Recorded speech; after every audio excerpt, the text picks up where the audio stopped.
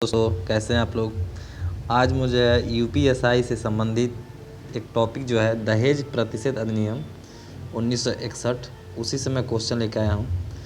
इस पे मैं शॉर्ट वीडियो भी पहले बना चुका हूँ, लेकिन आज मैं जो है डिटेल वीडियो लेके आया हूँ। देखिए कि दहेज प्रतिशत अधिनियम 1961 है क्या। देखिए समझने की कोशिश करेंगे हम लोग। समाज में जो है दहेज को लेके एक पक्ष के द्वारा दूसरे पक्ष को काफ़ी परेशान किया जा रहा था और किया जा भी रहा है समाज में। तो इसको देखते हुए सरकार ने उसी टाइम जो है दहेज प्रतिशत अधिनियम 1961 में ही लागू कर दिया था, जो कि हम देखेंगे कि दहेज प्रतिशत अधिनियम जो है 1961 से चालू हुआ। तो दहेज प्रतिशत अधिनियम है क्या। देखिए दहेज को रोकने के लिए, प्रतिषेध का मतलब होता है रोकना, दहेज प्रतिशत अधिनियम, प्रतिषेध का मतलब होता है रोकना, मतलब दहेज को लेने और देने से रोकने के लिए एक अधिनियम लाया गया जिसका नाम था दहेज प्रतिषेध अधिनियम 1961 में लाया गया, तो उसका नाम 1961 डाल दिया गया। ठीक है, यह अधिनियम जो है पूरे भारत पे लागू होता है, संपूर्ण भारत पे, पूरे भारत पे लागू होता है। ये जो अधिनियम है पूरे भारत पे लागू होता है। ठीक है, आशा करते हैं समझ में आ रहा होगा। कह रहा है यह अधिनियम जो है 20 मई 1961 को 20 मई 1961 को जो है राष्ट्रपति द्वारा स्वीकृत हुआ था। किसके द्वारा? राष्ट्रपति के द्वारा स्वीकृत हो गया था 20 मई 1961 को।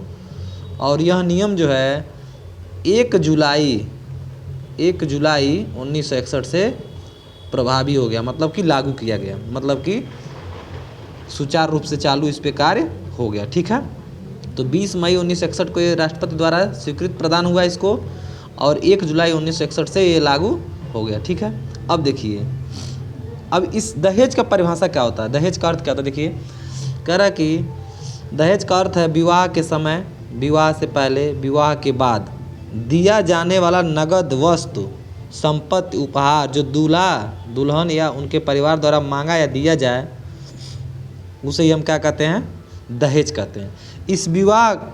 इसे विवाह का अनिवार्य शर्त बनाकर लेना देना दहेज माना जाता है। जैसे आजकल विवाह हो रहा समाज में, तो एक शर्त दी जा रही है कि मुझे 4 लाख दहेज दीजिए, मेरे साथ ये चाहिए, मुझे वो चाहिए, एक शर्त हो जा रही है।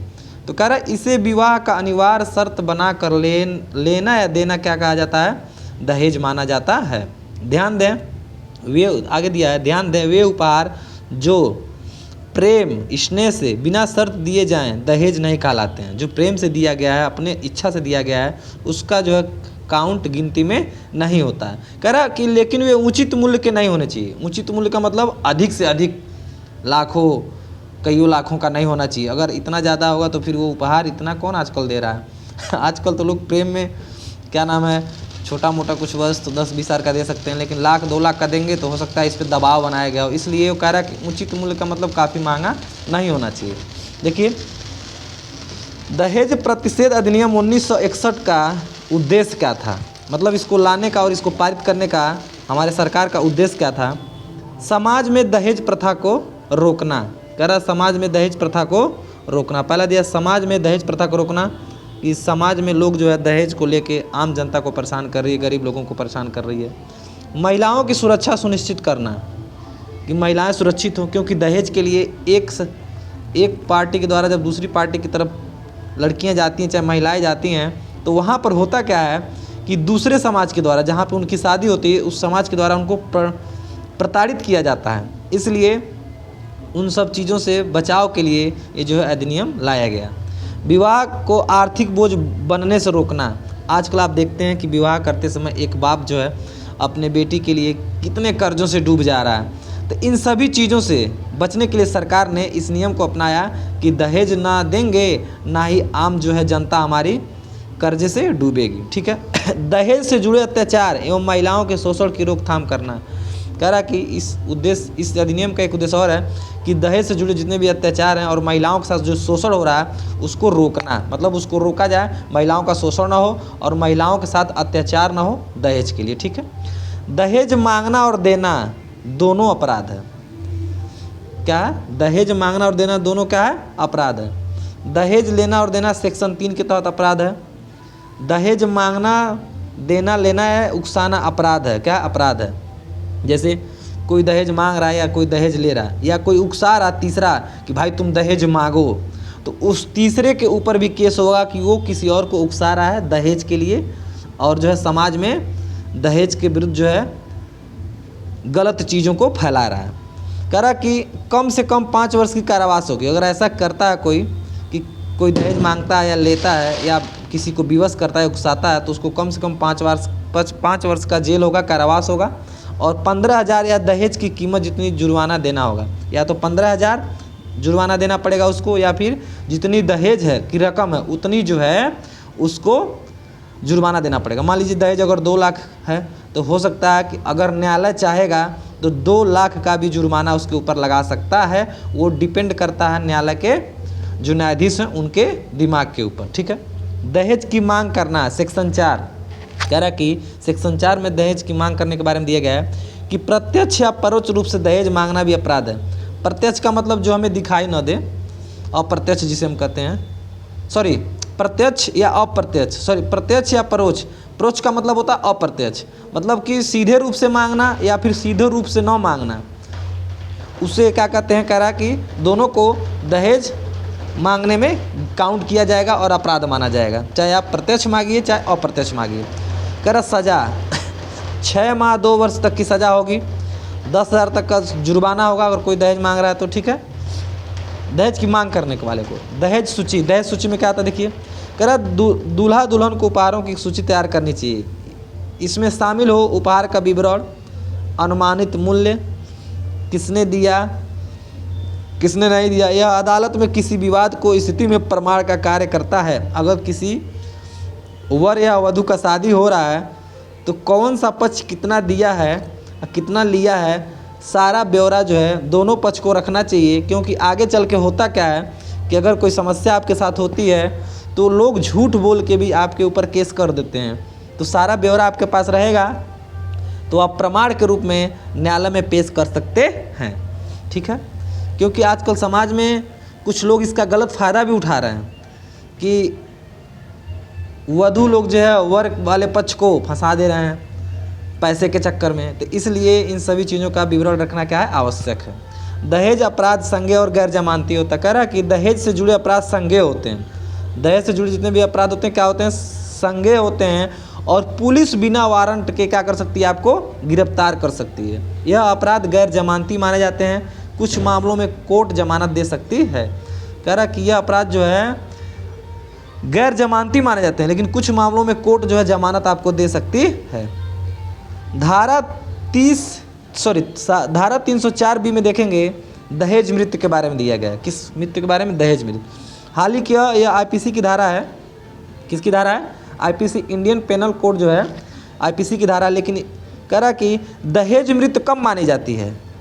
विवाह के 7 वर्ष के भीतर अगर महिला की मृत्यु हो जाए, मृत्यु असामान्य स्थिति में हो, जैसे आग लगना या फिर उसको ज़बरदस्ती जलाना या जहर देना, और 7 वर्ष के भीतर अगर उसकी मृत्यु हो गई तो ये दहेज मृत्यु मानी जाएगी। बात आया समझ में? धारा 304B के तहत। इससे पहले लगातार दहेज के लिए उत्पीड़न किया जा रहा हो, मतलब कि मृत्यु के पहले दहेज के लिए उसको बार बार प्रताड़ित किया जा रहा हो, तो वो भी जो है धारा 304B के तहत दहेज मृत्यु में गिना जाएगा। ठीक है। अब इसका सज़ा क्या होगा देखिए। अगर ऐसा करते हैं आप कि 7 वर्ष के भीतर कोई महिला जो है दहेज के कारण एक्सपायर हो जाती है या उसको जला दिया जाता है या विष दे दिया जाता है, तो न्यूनतम 7 वर्ष की क्या होगी? न्यूनतम मतलब कम से कम 7 वर्ष का जेल होगा। अधिक से अधिक कितना भी हो सकता है? 10, 12, 20, 25 या फिर आजीवन कारावास भी आपको हो सकता है कि जीवन भर जेल में रहना पड़ सके। धारा 498A आईपीसी की धारा 498 में है कि पति या ससुराल वालों द्वारा क्रूरता, मतलब पति के द्वारा या फिर उसके घर वालों के द्वारा अगर पत्नी पर क्रूरता किया जाए, जैसे दहेज के लिए मानसिक शारीरिक उत्पीड़न क्रूरता माना जाता है। क्रूरता का मतलब क्या है कि अगर बहू को उसके पति या उसके ससुराल द्वारा दहेज के लिए मानसिक या शारीरिक उत्पीड़न किया जाता है तो क्रूरता में गिना जाएगा। ठीक है। इसके लिए सज़ा 3 वर्ष की कैद और प्लस का जुर्माना। अब जुर्माना डिपेंड करता है जहाँ पर न्यायालय जो आपको न्यायालय जो है आपको जो सूचना देगा या फिर न्याय करेगा तो वो उसके ऊपर डिपेंड करता है कि जुर्माना कितना लेगा। दहेज प्रतिशत अधिकारी कौन होता है? देखिए, राज्य सरकार नियुक्त करती है। दहेज प्रतिशत अधिकारी को राज्य सरकार नियुक्त करती है। कौन सी सरकार है? कह रहा है कि राज्य सरकार। दहेज और इसके कार्य क्या हैं? दहेज रोकना, शिकायत की जांच करना, आरोपियों के खिलाफ केस तैयार करना, जन जागरूकता अभियान चलाना। मतलब पूछ देता है कि दहेज प्रतिशत अधिकारी के कार्य कौन कौन से हैं, तो दहेज को रोकना, शिकायत जांच करना, आरोपियों के खिलाफ केस तैयार करना, जन जागरूकता अभियान चलाना। सबूत का भार, कह रहा दहेज के मामलों में कई बार साक्ष्य का भार आरोपी पर भी जाता है, विशेषकर जब महिला की मृत्यु होती है। कह रहा है दहेज के मामलों में कई बार साक्ष्य का भार आरोपी पर भी जाता है, विशेषकर जब महिला की मृत्यु हो जाती है। जैसे उत्पीड़न का इतिहास हो, मान लीजिए अगर उसको परेशान किया जा रहा है और उसका इतिहास मतलब उसका डाटा अगर किसी रूप में रखा गया हो, इससे पीड़ित पक्ष को न्याय पाने में सहायता मिलती है। अगर महिला को जो है परेशान किया जा रहा है और उसका कोई साक्ष्य गवाह दे दे तो फिर तो सज़ा कुछ अच्छा ही मिलने वाला है और न्याय जो है जिसके साथ अन्याय हुआ उसको न्याय अच्छे तरीके से मिलेगा और जल्द मिलेगा। अब देखिए कुछ महत्वपूर्ण बिंदु हैं। दहेज अधिनियम 1961 में लागू किया गया। दहेज अधिनियम कब लागू किया गया? 1961 में। और कब लागू किया गया? 1 जुलाई 1961 को। 1 जुलाई 1961 को। और राष्ट्रपति द्वारा जो स्वीकार कब किया गया? 20 मई 1961। ठीक है, आप लोग नोट कर लीजिएगा। कह रहा कि अपराध जो दहेज का अपराध है वो क्या? संज्ञेय और गैर जमानती है। दहेज मृत्यु का वर्णन किस में किया गया? धारा 304B आईपीसी की धारा 304B में दहेज मृत्यु का वर्णन किया गया है। और क्रूरता का जो है 498A में जो है आईपीसी की धारा 498 में क्रूरता व्यवहार का जो वर्णन किया गया। निष्कर्ष देखिए, जो दहेज प्रतिशत अधिनियम है समाज में समानता, महिला सुरक्षा और कानून व्यवस्था स्थापित करने का एक प्रभावी माध्यम है। कह रहा दहेज प्रतिशत अधिनियम समाज में समानता, महिला सुरक्षा और कानून व्यवस्था स्थापित करने का एक प्रभावी माध्यम है। ठीक है, अब देखिए ये तो हमारा टॉपिक हो गया। अब इसको जो है मेन जो धाराएं हैं उस धाराओं को हम लोग पढ़ेंगे, आगे देखेंगे। बने रहिएगा आप लोग वीडियो के अंत तक। और मैं अगला जो टॉपिक इसका लेके आता हूँ। आप देखेंगे कि अगला इसका टॉपिक ये है कि दहेज देने या लेने के लिए करार क्या होना चाहिए? शून्य होना चाहिए। क्या होना चाहिए? शून्य। मतलब कि जब शादी तय होता है तो दहेज लेने और देने के लिए जो करार होना चाहिए वो धारा 5 के अंतर्गत शून्य होना चाहिए। क्या होना चाहिए? शून्य होना चाहिए। आशा करते हैं कि आपको काफ़ी अच्छे से समझ में आ रहा होगा और वीडियो के अंत तक बने रहिएगा। ठीक है,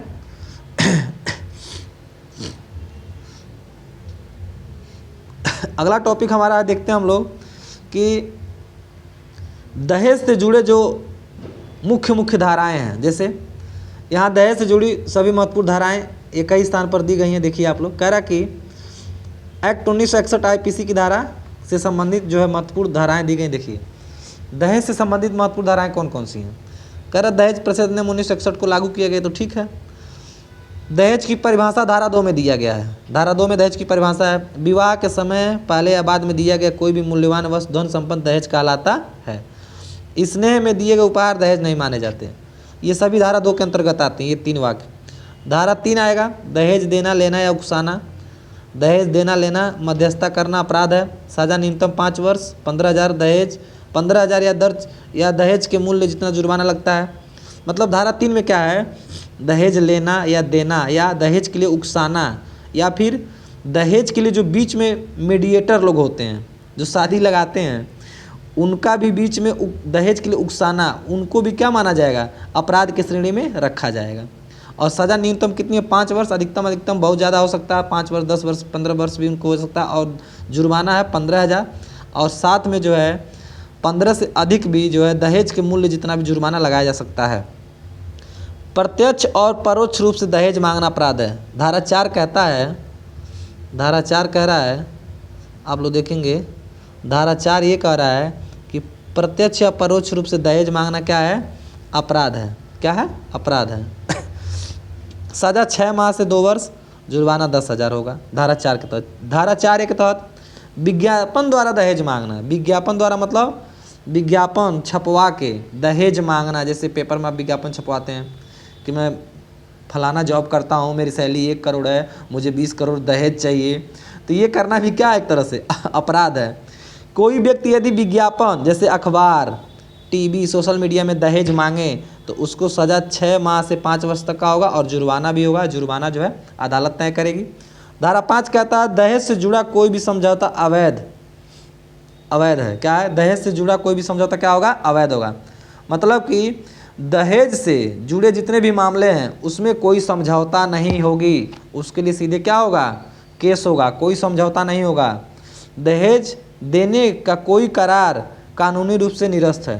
कह रहा दहेज देने के लिए कोई भी करार नहीं होना चाहिए, बिल्कुल शून्य होना चाहिए। धारा 5 के तहत, धारा 5 के तहत बात आ रहा समझ में? ये धारा 5 है। देखिए धारा 6 क्या कह रहा है? दहेज का स्त्री धन पर अधिकार।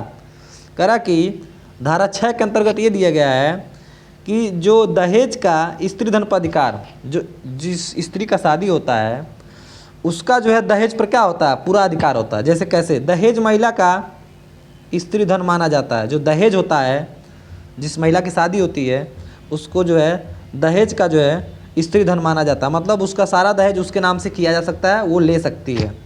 पति या ससुराल वाले यह संपत्ति 3 माह के भीतर उसे देकर साफ नहीं करते तो अपराध कहलाएगा। अगर पति और ससुराल वाले यह संपत्ति उसको 3 माह के अंदर नहीं देंगे, साफ नहीं करेंगे तो क्या होगा? वो अपराध माना जाएगा। सज़ा 6 माह से 2 वर्ष, जुर्माना 5,000, उससे अधिक भी हो सकता है। ठीक है, आगे देख लीजिए। धारा 7 शिकायत और संज्ञान। धारा 7 के तहत जो है शिकायत करने का व्यवस्था किया गया और संज्ञान में लेने के लिए जो है इसकी व्यवस्था की गई है।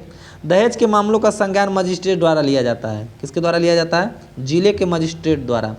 पति पत्नी अभिभावक या दहेज अधिकारी शिकायत कर सकते हैं। शिकायत करने के लिए पति या पत्नी भी कर सकती है, या फिर जो पत्नी के अभिभावक हैं जैसे भाई, उसका पिता, उसकी बहन, उसके रिलेशन का कोई व्यक्ति जो है पत्नी की तरफ से जो है जाकर मजिस्ट्रेट के पास दहेज के लिए शिकायत कर सकता है कि हमारी लड़की को चाहे हमारे बहन को जो है प्रताड़ित किया जा रहा है। धारा 8 कहता है कि अपराध संज्ञेय है एवं गैर जमानती है। मतलब कि पुलिस बिना वारंट के इनको गिरफ्तार कर सकती है और जमानत नहीं देगी। पुलिस जो जमानत नहीं करेगी, अगर न्यायालय चाहेगा तभी जो है जमानत करेगा अगर अपराध किया है तो। जमानत कोर्ट के विवेक पर है। देखिए यहाँ गया ना बात कि जमानत जो है कोर्ट के विवेक पर है, मतलब कोर्ट के ऊपर है, उसके दिमाग के ऊपर है। कोर्ट चाहेगा तो उसको जमानत दे सकता है अगर वो सही पाएगा तब, अन्यथा गलत रहेगा तो उसको सजा तो देना ही है। धारा 8A क्या कहता है कि सबूत का भार आरोपी पर। मतलब धारा 8A कहता है सबूत का जो भार आरोपी पर है। जब आरोप यह हो कि दहेज लिया गया या मांगा गया तो साक्ष्य का भार आरोपी पर जाता है। जो साक्ष्य का भार है किस पे जाता है? आरोपी। मतलब साक्ष्य का मतलब कि अगर कोई सबूत है उनके पास तो आरोपी जो है जल्द से जल्द पकड़ा जाएगा और आसानी से उसको सजा दिया जा सकता है। धारा 9 क्या कहता है कि दहेज प्रतिषेध अधिकारी के अधिकार। धारा 9 के तहत जो दहेज प्रतिषेध के अधिकारी हैं उनके कुछ अधिकारों का वर्णन किया गया, जैसे जांच करना, जब्ती, केस तैयारी, जन जागरूकता आदि। ये जो है अधिकारी के कार्यों का वर्णन किया गया धारा 9 में। अब देखिए कह रहा कि भारतीय दंड संहिता IPC इंडियन पेनल कोड की दहेज की से जुड़ी कुछ धाराएं हैं। 304B में दहेज मृत्यु है। ठीक है, विवाह के 7 वर्ष के अंदर अगर महिला की मृत्यु हो जाती है, मृत्यु असामान्य हो, जैसे असामान्य का मतलब आग लगा के मुँह आया गया हो या फिर विष दे के या फिर चोट दे के, तो वो जो है मृत्यु असामान्य माना जाएगा। और जो है 7 साल का जो है उनको 7 साल के अंदर अगर मृत्यु हो जाती है तो दहेज मृत्यु के अंतर्गत गिना जाएगा धारा 304B के तहत। ठीक है, न्यूनतम जो है सज़ा 7 वर्ष की होगी, अधिकतम आजीवन कारावास भी हो सकता है। तो इस तरह से हम लोग UPSI के जो है कुछ महत्वपूर्ण टॉपिक को आज पढ़ चुके हैं। ठीक है, आशा करते हैं वीडियो समझ में आ गया होगा। अगर वीडियो समझ में आया हो तो लाइक और सब्सक्राइब और अपने दोस्तों के साथ जो है सब्सक्राइब जरूर करें वीडियो को, और लाइक और सब्सक्राइब करें जरूर, उनको प्रेरित करें। और इसी के साथ हम वीडियो को एंड करते हैं। जय हिंद, जय भारत, जय भारत, जय संविधान।